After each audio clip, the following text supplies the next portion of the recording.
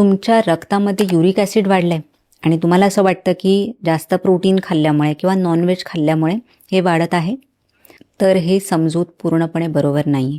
बघा, आपल्या शरीरामध्ये प्युरिन्स नावाचे नैसर्गिक घटक असतात, जे आपल्या पेशींमध्येही असतात आणि काही अन्नपदार्थातून आपल्या शरीरामध्ये जात असतात.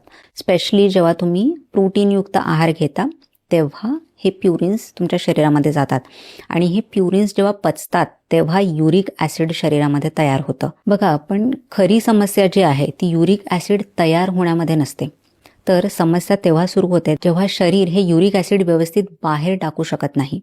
आणि तुम्हाला माहिती आहे का, ह्या मागचं सर्वात प्रमुख कारण काय, ते म्हणजे इन्सुलिन रेझिस्टन्स.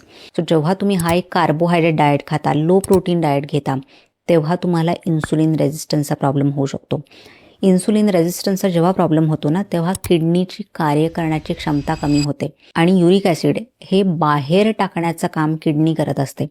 आणि जेव्हा किडनीची कार्य करण्याची क्षमता कमी होते तेव्हा रक्तामध्ये युरिक ॲसिड हळूहळू साचायला लागतं आणि वाढायला लागतं. काही लोक खूप अतिप्रमाणात प्रोटीन्स घेतात, तेव्हा हे असं प्युरिन रिच डाएट हे काही लोकांमध्ये कारण असूही शकतं, पण फक्त हे एकमेव कारण नाही, हे तुम्हाला समजून घेतलं पाहिजे.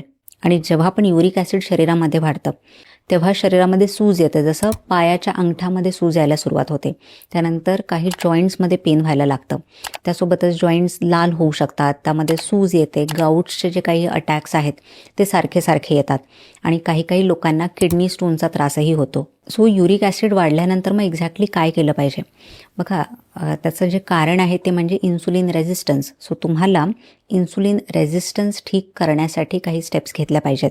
तर इन्सुलिन रेझिस्टन्स ही होतो हाय कार्बोहायड्रेट डाएटमुळे. त्यामुळेच तुम्हाला तुमच्या आहारामध्ये प्रोटीन्स, हेल्दी फॅट्स हे जास्त प्रमाणात ॲड करायचे आहेत आणि त्यासोबतच साखर, प्रोसेस फूड्स किंवा अतिप्रमाणात जे कार्ब्स घेता तुम्ही ते तुम्हाला कमी करायचे आहेत.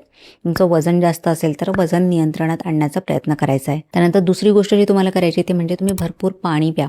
तुम्ही ॲपल सायडर व्हिनेगर घेऊ शकता किंवा लिंबू पाणी रेग्युलरली घेऊ शकता.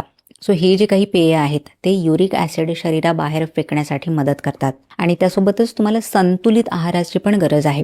तुम्ही प्युरिन रिच म्हणजे जे काही अल्कोहोल आहे किंवा रेड मीट आहे असे पदार्थ टाळू शकता, पण प्रोटीन कम्प्लिटली बंद करण्याची गरज नाही, कारण हा प्रॉब्लेमच होतोय प्रोटीन न घेतल्यामुळे. त्यामुळे नेहमी लक्षात ठेवा, जेव्हा पण शरीरामध्ये युरिक ॲसिड वाढतं तेव्हा बरेच लोक थोडंफार जे काही प्रोटीन घेतात ते सुद्धा बंद करतात. तर असं करू नका, कारण त्यामुळे हा प्रॉब्लेम वाढू शकतो. सो ही इन्फॉर्मेशन बऱ्याच जणांना माहिती नाही आहे, म्हणूनच हा व्हिडिओ तुम्ही तुमच्या फ्रेंड्स, फॅमिली मेंबर्ससोबत नक्की शेअर करा.